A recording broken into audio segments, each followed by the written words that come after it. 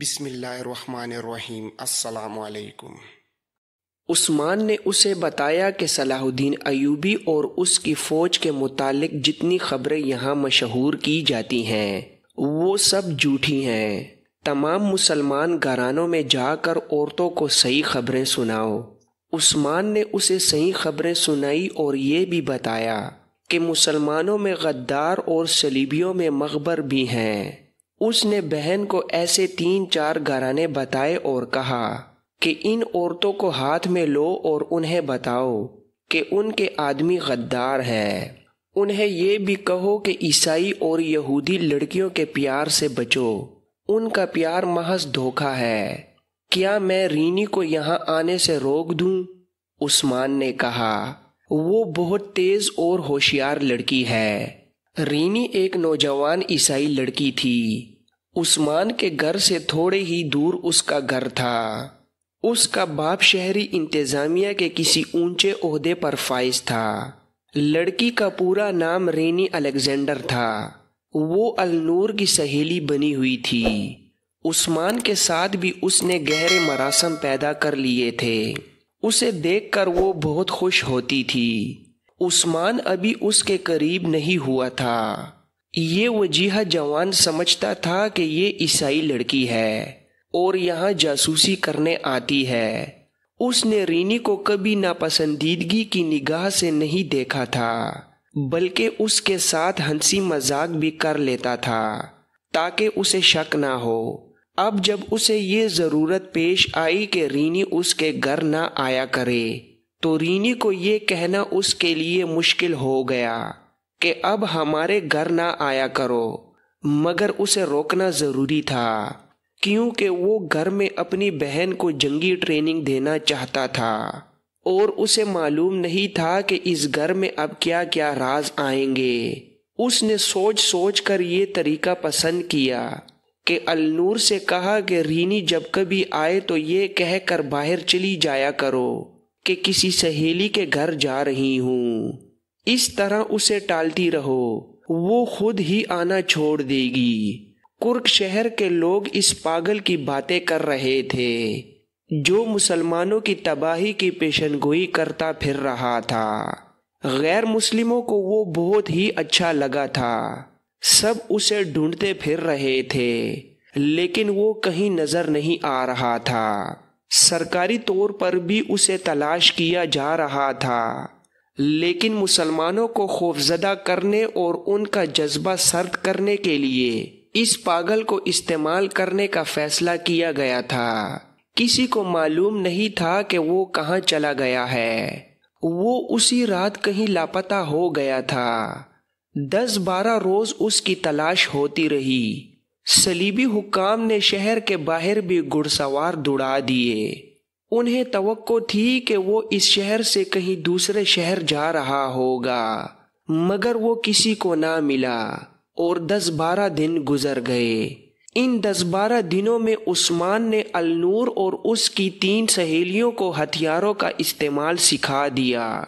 عثمان نے انہیں تیغزنی بڑی محنت سے سکھائی۔ اس کے علاوہ اس نے مسلمان نوجوانوں کو درپردہ سلطان ایوبی کا پیغام سنا کر زمین دوز محاذ پر جمع کر لیا۔ ان نوجوانوں نے ان مسلمان کاریگروں کو تیار کر لیا جو برچیاں اور تیر و کمان وغیرہ بناتے تھے۔ یہ سب صلیبیوں کے ملازم تھے۔ وہ اپنے لیے کوئی ہتھیار نہیں بنا سکتے تھے۔ مسلمانوں کو تو کوئی ہتھیار رکھنے کی اجازت ہی نہیں تھی۔ ان کاریگروں نے گھروں میں چوری چھپے ہتھیار بنانے شروع کر دیے۔ یہ بہت ہی خطرناک کام تھا۔ پکڑے جانے کی صورت میں صرف سزائے موت ہی نہیں بلکہ مرنے سے پہلے صلیبی درندوں کی بھیانک اذیتیں بھی تھیں۔ وہاں کوئی مسلمان کوئی معمولی سے جرم میں یا محض شک میں پکڑا جاتا تو اس سے پوچھا جاتا تھا کہ مسلمان گھرانوں کے اندر کیا ہو رہا ہے اور جاسوس کہاں ہیں۔ اس کے ساتھ ہی اس کے جسم کو روئی کی طرح دھندنا شروع کر دیتے تھے۔ کاریگر جو ہتھیار بناتے تھے وہ عثمان جیسے نوجوان رات کو مختلف گھروں میں چھپا دیتے تھے۔ دن کے وقت لڑکیاں بکا نما لبادوں میں خنجر اور تیر و کمان چھپا کر مسلمانوں کے گھروں میں لے جاتی رہتی تھیں، مگر ہتھیار بنانے اور گھروں میں پہنچانے کی رفتار بہت سست تھی۔ ادھر سلطان ایوبی کو ایک جاسوس نے اطلاع دے دی کہ کرک اور مضافات کے مسلمانوں تک اس کا پیغام پہنچ گیا ہے اور وہاں کے نوجوان لڑکوں اور لڑکیوں نے زمیندوز محاذ بنا لیا ہے۔ یہ اطلاع لانے والا بھی ایک ذہین اور نڈر جاسوس تھا۔ اس نے بتایا کہ وہ جاسوس جس نے سلطان ایوبی کا پیغام عثمان صارم تک پہنچایا تھا پاگل کے روپ میں کامیاب رہا ہے۔ سلطان صلاح الدین ایوبی اس اطلاع پر بہت خوش ہوا اور کہا، جس قوم کے نوجوان بیدار ہو جائیں تو اسے کوئی طاقت شکست نہیں دے سکتی۔ شعبہ جاسوسی کے نائب زاہدان نے کہا، اس کامیابی نے میرا حوصلہ بڑھا دیا ہے۔ اگر آپ اجازت دیں تو میں مقبوضہ علاقے کے نوجوانوں کو اپنے جاسوسوں کے ذریعے اتنا بھڑکا سکتا ہوں کہ وہ شعلے بن کر کرک اور یروشلم کو آگ لگا دیں گے اور اس آگ میں وہ خود بھی جل مریں گے۔ سلطان ایوبی نے کہا، میں نوجوانوں کو شعلے نہیں بنانا چاہتا، میں ان کے سینوں میں ایمان کی چنگاری سلگانا چاہتا ہوں۔ نوجوانوں کو بھڑکانا کوئی مشکل کام نہیں، ان میں سے کوئی اشرفی کی چمک اور لالچ سے تمہارے ہاتھ میں کھیلنے لگے گا، اور زیادہ تعداد ان کی ہے جو جذباتی الفاظ اور جوشیلے نعروں سے بھڑک اٹھتے ہیں۔ پھر تم ان سے جو کچھ کرانا چاہتے ہو کرا لو، انہیں آپس میں بھی لڑا سکتے ہو۔ اس کی وجہ یہ نہیں کہ وہ جاہل اور گنوار ہیں اور ان کا اپنا دماغ ہی نہیں، اصل وجہ یہ ہے کہ یہ عمر ہی ایسی ہوتی ہے کہ خون کا جوش کچھ کر گزرنے پر مجبور کرتا ہے۔ اس عمر میں ذہن عیاشی کی طرف مائل ہوتا ہے اور عمل صالح کی طرف بھی۔ تم نوجوان ذہن کو جو بھی تحریک اور اشتعال دے دو وہ اسی کا اثر قبول کر لے گا۔ تمہارے دشمن ہماری قوم کے ابھرتے ہوئے ذہن میں عیاشی اور جنسی لذت کے جراثیم ڈال رہے ہیں۔ ان کا مقصد صرف یہ ہے کہ ہم انہیں جہاد کی طرف مائل کر کے دشمن کے خلاف استعمال نہ کر سکیں۔ تم یہ کوشش کرو کہ نوجوان بھڑکے نہیں بلکہ سرد رہیں اور سوچیں کہ رسول اللہ صلی اللہ علیہ وآلہ وسلم کی اس حدیث کو سمجھیں کہ اپنے آپ کو جانو، اپنے دشمن کو پہچانو، ان کی سوچیں بدل دو، ان میں قومیت کا احساس پیدا کرو۔ یہ نوجوان قوم کا بڑا قیمتی سرمایہ ہے۔ دانائی یہ ہے کہ ان کے ہاتھوں دشمن کو مرواؤ، لیکن دشمن کا تصور واضح کرو۔ کوئی مسلمان مجھے برا بھلا کہے تو وہ نہ اسلام کا دشمن ہے نہ غدار ہے، وہ میرا دشمن ہے۔ میں اسے قانون کا سہارا لے کر سزا نہیں دوں گا۔ ملت کا قانون ملت کے امیر کے ذاتی استعمال کے لیے نہیں ہوتا۔ غداری کی سزا اسے دی جاتی ہے جو ملک اور قوم کی جڑیں کاٹے اور دین کے دشمنوں کے ہاتھ مضبوط کرے، خواہ حکمران خود ہی اس کا مجرم ہو، وہ غدار ہے اور سزا کا مستحق۔ زاہدان نے پوچھا، اس صورت میں جب کہ وہاں نوجوان تیار ہو گئے ہیں ہم انہیں کس طرح استعمال کریں؟ سلطان ایوبی نے جواب دیا، انہیں جوش میں نہ آنے دو، ان کی سوچیں بیدار کرو، وہاں کے حالات کے مطابق وہ خود فیصلہ کریں کہ انہیں کیا کرنا چاہیے۔ وہ جذبات کے غلبے کے تحت نہ سوچیں، وہاں اور زیادہ ذہین جاسوس بھیجو، اور یہ یاد رکھو زاہدان کہ دشمن ہمیں نہیں ہمارے نوجوان بچوں کا کردار بگاڑنے کی کوشش کر رہا ہے، یا ہمارے ان حاکموں کا جن کے ذہن بچوں کی طرح خام ہیں۔ کسی بھی قوم کو جنگ کے بغیر شکست دینا چاہو تو اس کے نوجوانوں کو ذہنی عیاشی میں ڈال دو۔ یہ قوم اس حد تک تمہاری غلام ہو جائے گی کہ اپنی مستورات تمہارے حوالے کر کے اس پر فخر کرے گی۔ صلیبی اور یہودی ہماری قوم کو اسی سطح پر لانے کی کوشش کر رہے ہیں۔ سلطان ایوبی کو جیسے اچانک کچھ یاد آ گیا اور اس نے زاہدان سے کہا، میں نے کسی سے کہا تھا کہ کرک کے ان مسلمانوں تک جو ہتھیار بنا رہے ہیں آتش گیر مادہ پہنچا دو یا انہیں بتا دو کہ یہ کس طرح بنتا اور استعمال ہوتا ہے۔ زاہدان نے جواب دیا، وہ انہیں بتا دیا گیا ہے جناب۔ اطلاع ملی ہے کہ مسلمانوں نے یہ مادہ تیار کرنا شروع کر دیا ہے۔ کرک میں ایسے حالات فوراً ہی پیدا ہو گئے جن میں وہاں کے نوجوانوں کو خود ہی سوچنا اور عمل کرنا پڑا۔ مقبوضہ علاقوں میں صلیبیوں نے قافلے لوٹنے کا بھی سلسلہ شروع کر رکھا تھا۔ قافلے اتنے عام نہیں تھے، تاجر اور دیگر سفر کرنے والے اکٹھے ہوتے رہتے تھے۔ ان کی تعداد 150-200 ہو جاتی تو قافلے کی صورت میں چلتے۔ یہ ایک حفاظتی اقدام ہوتا کیونکہ قافلے کے ساتھ لڑنے والے مسلح افراد بھی ہوتے تھے۔ گھوڑوں اور اونٹوں کی افراط ہوتی، تاجروں کا بے شمار مال اور دولت ہوتی تھی۔ قافلے میں چند ایک کنبے بھی ہوتے جو نقل مکانی کرتے تھے۔ صلیبی استبداد میں آئے ہوئے مسلمان اکثر وہاں سے ہجرت کر کے مسلمانوں کی حکمرانی کے علاقوں میں جاتے رہتے تھے۔ اتنے بڑے قافلے کو چند ایک ڈاکو نہیں لوٹ سکتے تھے، قافلے والے مقابلہ کرتے تھے۔ صلیبیوں نے یہ کام اپنی فوج کے سپرد کیا تھا۔ انہیں اگر کسی قافلے کی اطلاع مل جاتی تو اپنی فوج کے 1-2 دستوں کو صحرائی لوگوں کے بھیس میں بیچ کر اسے لوٹ لیتے تھے۔ قافلوں میں صرف مسلمان ہوتے تھے۔ یہ جرم ان صلیبی بادشاہوں نے بھی کرایا اور لوٹے ہوئے مال سے حصہ وصول کیا، جنہیں آج تاریخ میں صلیبی جنگوں کا ہیرو بنا کر پیش کیا جا رہا ہے۔ اس جرم میں مسلمان امراء بھی شامل تھے۔ وہ چھوٹی چھوٹی اسلامی ریاستوں کے حکمران تھے، ان کے پاس فوج بھی تھی۔ لٹے ہوئے قافلوں کے 2-4 آدمی فریاد لے کر ان حکمرانوں کے دربار میں جاتے تو ان کی سنوائی نہیں ہوتی تھی، کیونکہ ان حکمرانوں کو بھی صلیبی لڑکیوں، شراب اور تھوڑے سے سونے کی صورت میں حصہ دیا کرتے تھے۔ اگر یہ حکمران چاہتے تو صلیبی ڈاکوؤں کا قلع کما کر سکتے تھے، مگر انہوں نے صلیبی ڈاکوؤں کو ایسی کھلی چھٹی دے رکھی تھی کہ یہ ڈاکو ان کی ریاستوں کے اندر بھی آ کر لوٹ مار کر جاتے تھے۔ صلیبیوں نے انہیں اندھا کر کے یہ فائدہ بھی اٹھایا کہ ان کی ریاستوں کے سرحدی علاقے ہڑپ کرتے گئے۔ انہوں نے بعض چھوٹی چھوٹی ریاستوں کو مسلسل ڈاکوؤں سے پریشان کر کے جزیہ بھی وصول کرنا شروع کر دیا تھا۔ اس طرح سلطنت اسلامیہ سکڑتی چلی جا رہی تھی۔ نور الدین زنگی اور صلاح الدین ایوبی ان مسلمان ریاستوں پر بھی قبضہ کرنا چاہتے تھے۔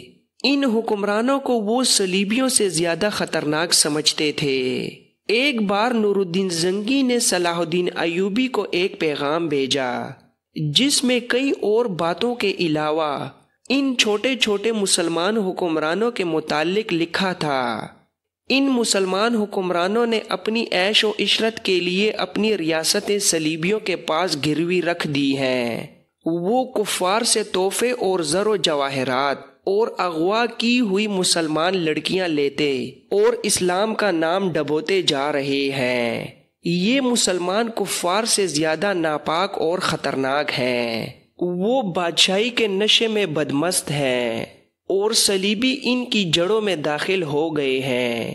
صلیبیوں کو شکست دینے سے پہلے ضروری ہو گیا ہے کہ ان مسلمان ریاستوں پر قبضہ کر کے انہیں سلطنت اسلامیہ میں مدخم کیا جائے اور خلافت بغداد کے تحت لایا جائے۔ اس کے بغیر اسلام کا تحفظ ممکن نہیں۔ ان خطروں کے باوجود کبھی کبھی کوئی بہت بڑا قافلہ صحرا میں جاتا نظر آ جاتا تھا۔ کرک سے چند میل دور سے ایک قافلہ گزر رہا تھا۔ اس میں 100 سے زیادہ اونٹ تھے، بہت سے گھوڑے بھی تھے۔ قافلے میں تاجروں کا مال تھا اور چند ایک کنبے تھے۔ ایک کنبہ ایسا بھی تھا جس میں 2 جوان لڑکیاں تھیں، یہ دونوں بہنیں تھیں۔ قافلہ حسب معمول مسلمانوں کا تھا۔ کرک کے علاقے سے قافلہ گزر رہا تھا تو صلیبیوں کو پتہ چل گیا۔ انہوں نے اپنی فوج کا ایک دستہ بھیج دیا جس نے دن دہاڑے قافلے پر حملہ کیا۔ قافلے کے گھڑ سواروں نے مقابلہ تو بہت کیا مگر صلیبیوں کی تعداد زیادہ تھی۔ وہاں ریت خون سے لال ہو گئی۔ صلیبیوں نے بچوں تک کو کاٹ ڈالا۔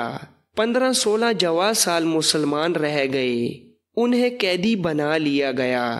دونوں لڑکیوں کو پکڑ لیا۔ اونٹوں اور گھوڑوں کو مال و اسباب سمیت کرک لے گئے۔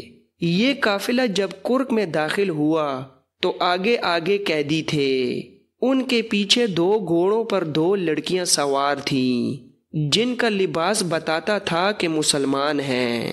ان کے پیچھے صلیبی تھے جن کے چہروں پر نقاب تھے اور ان کے پیچھے مال و اسباب سے لدے ہوئے اونٹوں کی قطار تھی۔ لڑکیاں رو رہی تھیں۔ کرک کے شہری تماشا دیکھنے کے لیے باہر نکل آئے۔ وہ تالیاں پیٹتے اور کہکہے لگا رہے تھے کیونکہ وہ جانتے تھے کہ لٹا ہوا یہ قافلہ مسلمانوں کا ہے اور قیدی بھی مسلمان ہیں۔ ان قیدیوں میں ایک جوان سال قیدی آفاق نام کا تھا۔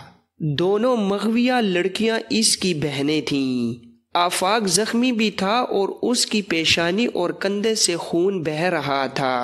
وہ لٹے ہوئے قافلے کے آگے آگے شہر میں داخل ہوا تو تماشائیوں کو دیکھ کر اس نے بلند آواز سے کہا، کرک کے مسلمانوں، ہمارا تماشا دیکھ رہے ہو، ڈوب مرو۔ ان لڑکیوں کو دیکھو، یہ میری نہیں تمہاری بہنیں ہیں، یہ مسلمان ہیں۔ ایک صلیبی نے پیچھے سے اس کی گردن پر گھونسا مارا۔ وہ منہ کے بل گرا کیونکہ اس کے ہاتھ رسیوں سے پیٹھ پیچھے بندھے ہوئے تھے۔ ایک قیدی نے اسے اٹھایا تو آفاق پھر چلایا، کرک کے مسلمانوں، یہ تمہاری بیٹیاں ہیں۔ اسے 2-3 نقاب پوشوں نے پیٹنا شروع کر دیا۔ اس کی بہنیں چیخ چیخ کر رو رہی تھیں اور فریادیں کر رہی تھیں، خدا کے لیے ہمارے بھائی کو نہ مارو، ہمارے ساتھ جو سلوک کرنا چاہو کر لو، اسے نہ مارو۔ ایک بہن چلا رہی تھی، آفاق خاموش ہو جاؤ، تم ان کا کچھ نہیں بگاڑ سکتے۔ مگر آفاق چپ نہیں ہو رہا تھا۔ تماشائیوں میں مسلمان بھی تھے جو اپنا خون پی رہے تھے مگر بے بس تھے۔ ان کی غیرت ان کی نظروں کے سامنے گزر رہی تھی اور وہ دیکھ رہے تھے۔ ان میں نوجوان مسلمان بھی تھے اور ان میں عثمان صارم بھی تھا۔ اس نے اپنے نوجوان دوستوں کی طرف دیکھا، سب کی آنکھیں لال تھیں اور دل زور زور سے دھڑک رہے تھے۔ عثمان تھوڑی دور تک اس قافلے کے ساتھ ساتھ چلتا رہا۔ آگے ایک غریب سا موچی بیٹھا تھا جو لوگوں کے جوتے مرمت کیا کرتا تھا۔ اسے کسی مسلمان نے اپنی گھر کی ڈیوٹی میں سونے کی جگہ دے رکھی تھی۔ دن بھر وہ باہر بیٹھا جوتے مرمت کرتا رہتا تھا۔ بدقسمت قافلہ اس کے سامنے سے بھی گزرا۔ اس نے بھی آفاق کی للکار اور لڑکیوں کی آہ و زاری سنی۔ آفاق کے چہرے کو خون سے لال دیکھا۔ اس پر صلیبیوں کا ظلم ہوتا بھی دیکھا، لیکن اس طرح دیکھا جیسے اس نے کچھ بھی نہیں دیکھا۔ اس موچی کو نہ کبھی کسی نے مسجد میں جاتے دیکھا تھا نہ گرجے میں۔ وہ یہودیوں کی عبادت گاہ میں بھی کبھی نہیں گیا تھا۔ اس کی طرف وہی توجہ دیتا تھا جسے جوتا مرمت کرانا ہوتا تھا۔ اسے کبھی کسی نے بولتے نہیں سنا تھا۔ وہ خلق کا رندہ ہوا انسان تھا جسے صلیبیوں کے ساتھ بھی کوئی دلچسپی نہیں تھی اور اسلامیوں کے ساتھ بھی کوئی واسطہ نہیں تھا۔ عثمان چلتے چلتے اس موچی کے قریب سے گزرنے لگا تو رک گیا۔ قیدی آگے نکل گئے تھے، اونٹ جا رہے تھے۔ جب آخری اونٹ گزر گیا تو عثمان نے دونوں جوتے اتار کر موچی کے آگے رکھ دیے اور اس کے سامنے بیٹھ گیا۔ موچی کسی کا جوتا مرمت کر رہا تھا۔ اس نے عثمان کو سر اٹھا کر دیکھا بھی نہیں۔ عثمان نے ادھر ادھر دیکھ کر سرگوشی میں کہا، ان دونوں لڑکیوں کو آج رات آزاد کرانا ہے۔ جانتے ہو یہ لڑکیاں رات کو کہاں ہوں گی؟ موچی نے سر اٹھائے بغیر اتنی دھیمی آواز میں پوچھا کہ عثمان صارم کے سوا کوئی اور نہیں سن سکتا تھا۔ عثمان صارم نے جواب دیا، جانتا ہوں، صلیبی بادشاہوں کے پاس ہوں گی، لیکن ہم میں سے کسی نے بھی وہ جگہ اندر سے نہیں دیکھی۔ موچی نے اپنے کام میں مگن رہ کر کہا، میں نے دیکھی ہے، وہاں سے لڑکیوں کو نکالنا ممکن نہیں، تم کس مرض کی دوا ہو؟ عثمان صارم نے ایسے لہجے میں کہا جس میں جذبات کا لرزہ اور غصہ تھا۔ کہنے لگا، ہماری رہنمائی کرو، اگر ہم لڑکیوں تک پہنچ گئے تو پکڑے گئے تو لڑکیوں کی گردنیں کاٹ دیں گے، انہیں صلیبیوں کے پاس نہیں رہنے دیں گے۔ موچی نے پوچھا، کتنے جوانوں کی قربانی دے سکتے ہو؟ جتنے جوان مانگو گے، کل رات آج رات۔ عثمان صارم نے دبدبے سے کہا، آج ہی رات برجیش، آج ہی رات۔ موچی نے کہا، امام کے پاس پہنچو۔ کتنے جوان؟ برجیش موچی نے سوچ کر کہا، 8۔